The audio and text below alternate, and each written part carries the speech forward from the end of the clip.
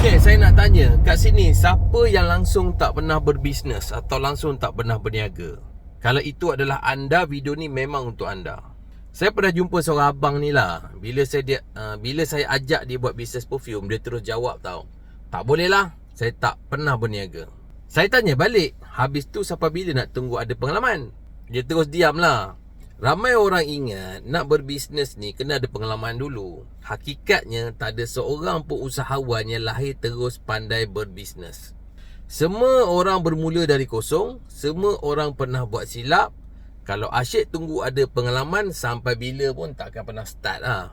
Saya pun tunjuk dekat dia promosi lelong di Minyak Wangi Tuyu. Saya bagi tahulah, tak perlu pun pandai bisnes, tak perlu pun ada kedai, tak perlu pun nak beli stok ribu-ribu. Ambil dulu MOQ serendah 10 botol. Mula jual dekat kawan-kawan dekat, dekat keluarga, dekat kawan pejabat ataupun dekat jiran. Dari situlah mulanya akan ada pengalaman datang sendiri. Dia terus grab promosi lelong Minyak Wangi Tuyu.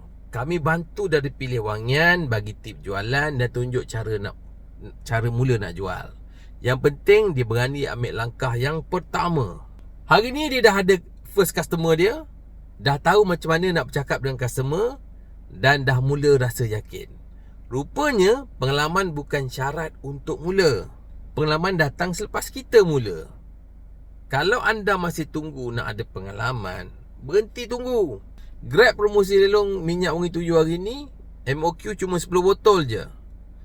Klik WhatsApp, hubungi saya.